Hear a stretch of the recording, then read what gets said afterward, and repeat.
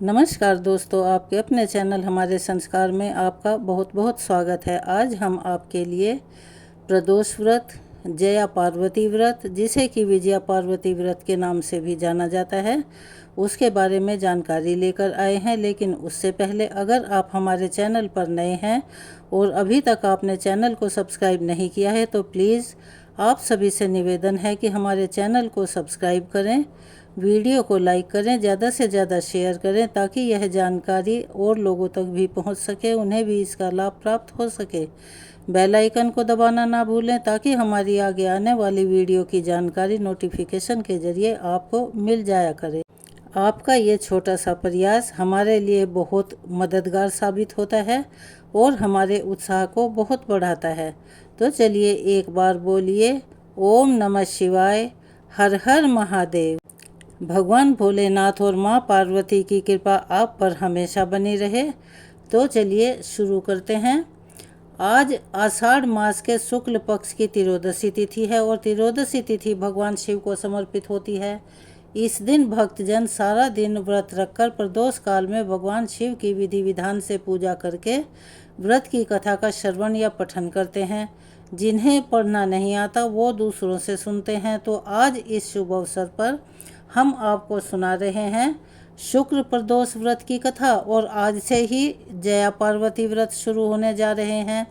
इस कथा को सुनने से दाम्पत्य जीवन सुखद रहता है, सभी मनोकामनाओं की पूर्ति होती है और जिनके विवाह में विलंब हो रहा है उनका विवाह भी शीघ्र ही हो जाता है और सभी कुंवारी कन्याओं को मनोवांछित योग्य वर की प्राप्ति होती है। निसंतान दंपतियों के लिए भी यह व्रत एक वरदान से कम नहीं है। उन दंपतियों को संतान का सुख मिलता है। इसीलिए आपके मन में जैसी कामना हो उस कामना को रखकर सच्चे मन से और पूर्ण श्रद्धा भक्ति के भाव से इस कथा को आप सुनिए, दूसरों को सुनाइए, क्योंकि आज से ही जया पार्वती व्रत भी प्रारंभ हो रहे हैं। इसीलिए आज के इस वीडियो में आप जया पार्वती व्रत की कथा और पूजा विधि के बारे में भी विस्तार से जानेंगे। शुक्र प्रदोष व्रत कथा के अनुसार एक नगर में 3 मित्र रहा करते थे। एक राजकुमार, एक ब्राह्मण कुमार और तीसरा धनिक कुमार। राजकुमार और ब्राह्मण कुमार दोनों का विवाह हो चुका था, लेकिन धनिक पुत्र का विवाह तो हो गया था मगर उसका गौना अभी तक नहीं हुआ था। गौना एक ऐसी रस्म होती है जिसमें लड़की शादी के बाद कई महीने तक या साल भर तक अपने मायके में रहती है।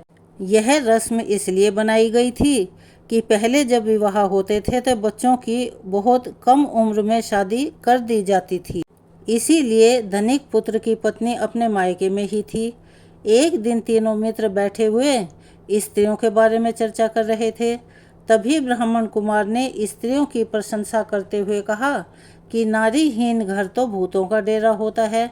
धनिक पुत्र ने यह सुना तो तुरंत ही उसने अपनी पत्नी को घर लिवा लाने का निश्चय कर लिया। धनिक पुत्र को उसके माता पिता ने बहुत समझाया कि बेटा, अभी तो शुक्र देवता डूबे हुए हैं, ऐसे में बहू बेटियों को उनके घर से विदा करवा कर लाना अशुभ होता है, शुभ नहीं माना जाता। लेकिन धनिक पुत्र ने अपने माता पिता की एक नहीं सुनी और वह अपनी ससुराल पहुंच गया। ससुराल जाने पर उसका खूब आदर सत्कार किया गया। कुछ समय के बाद जब उसने अपनी पत्नी को भी साथ चलने के लिए कहा तब उसके ससुराल वालों ने उसे बहुत ही समझाने का प्रयास किया, परंतु वह तो अपनी पत्नी को विदा कराने की जिद पर अड़ा रहा। धनिक पुत्र की जिद के कारण कन्या के माता पिता को आखिरकार अपनी पुत्री की विदाई करनी पड़ी। विदाई कराने के बाद दोनों पति पत्नी शहर से बाहर निकले ही थे कि बैलगाड़ी का पहिया निकल गया और बैल की टांग टूट गई। दोनों को बहुत चोट आई, लेकिन फिर भी वह किसी तरह चलते रहे। अभी कुछ ही दूर पहुंचे थे कि उन्हें रास्ते में ही डाकू मिल गए। डाकुओं ने उनका सारा धन लूट लिया। जैसे ही दोनों घर पहुंचे कि धनिक पुत्र को सांप ने डस लिया। तुरंत ही उसके पिता ने वैद्य को बुलवाया तो वैद्य ने उसे देखने के बाद बताया कि इसकी तो 3 दिन के बाद मृत्यु हो जाएगी। जब धनिक पुत्र के मित्र ब्राह्मण कुमार को यह खबर मिली तो वह धनिक पुत्र के घर पहुंचा और उसके माता पिता को शुक्र प्रदोष व्रत रखने के बारे में बताया और उनसे कहा कि इसे पत्नी सहित वापस ससुराल भेज दो। तब धनिक ने ब्राह्मण कुमार की बात मानकर पत्नी सहित अपने पुत्र को उसकी ससुराल वापस भेज दिया। जल्दी ही शुक्र प्रदोष व्रत का दिन आया। तब उसने विधि विधान से प्रदोष व्रत रखा, जहाँ पर इस व्रत को रखने से उसकी हालत ठीक होती चली गई और शुक्र प्रदोष के महात्म्य से उसके सभी कष्ट दूर हो गए।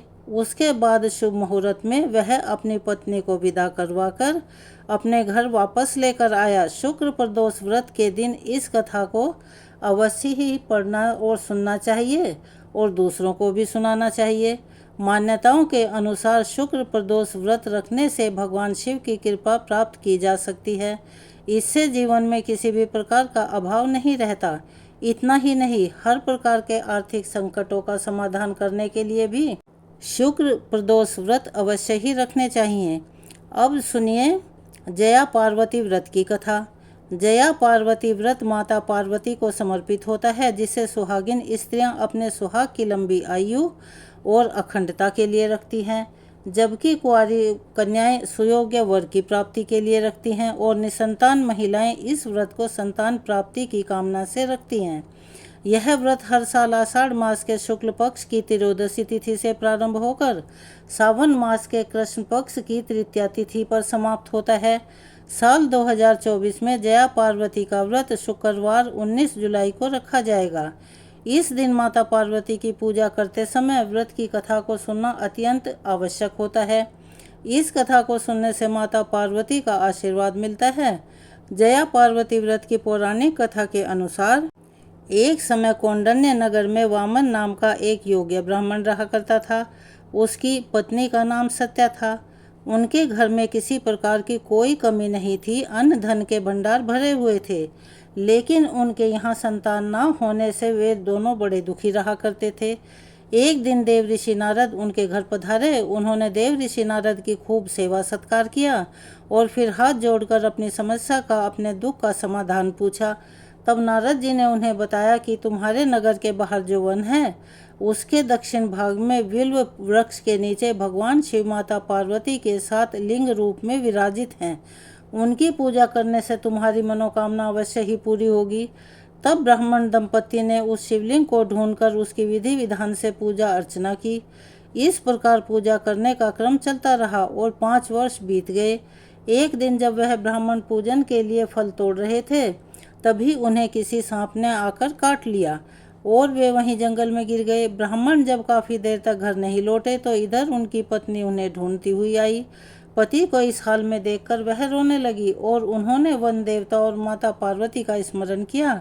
ब्राह्मणी की पुकार सुनकर वन देवता और माता पार्वती चले आए और ब्राह्मण के मुख में अमृत डाल दिया, जिससे ब्राह्मण देवता उठ बैठे।